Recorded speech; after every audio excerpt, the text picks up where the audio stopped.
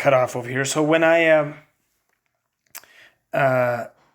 do the whole reaction and we bond this compound to this compound, in the end you get this.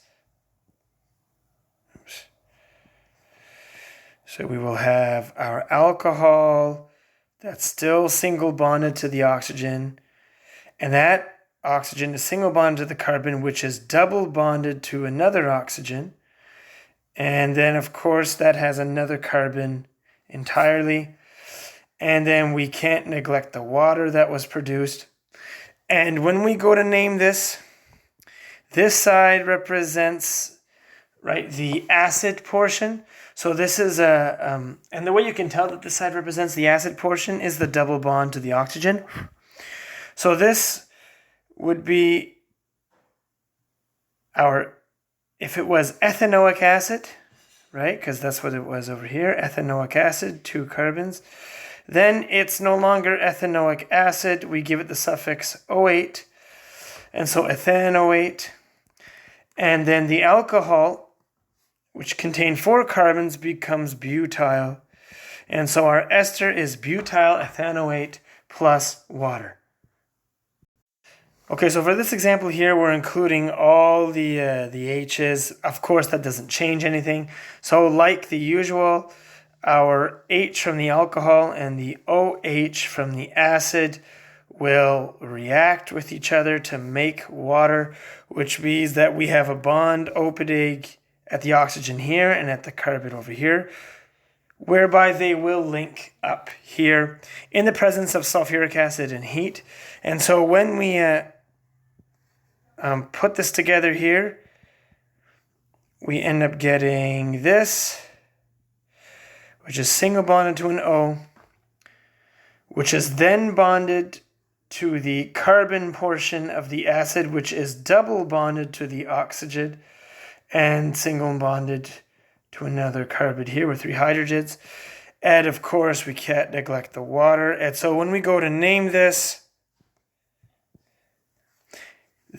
here was ethanol, and this is ethanoic acid. And so when we name our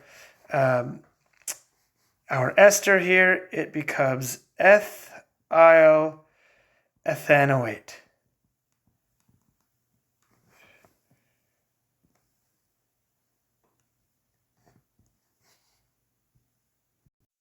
And so here in our final example, even if it's aromatic, the rules will still apply. So our H from the alcohol is going to react with the OH from the acid. They're going to make water, and there will be a bonding site at the oxygen and a new bonding site at that carbon, whereby they'll link up over here.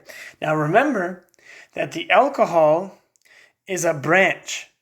And so when we label our benzenes as a branch, we have to use the word phenyl. And so when I bond this together here, and they link up at that alcohol portion, let me just put it up here. So we'd have something like this. You'd have your bond here, and then that one would be attached to the carbon that has 1, 2, 3, 4. Right? It's 1, 2, 3, 4, 5. Sorry, so that's 1, 2, 3, 4, 5. And that carbon has to be double bonded to the oxygen.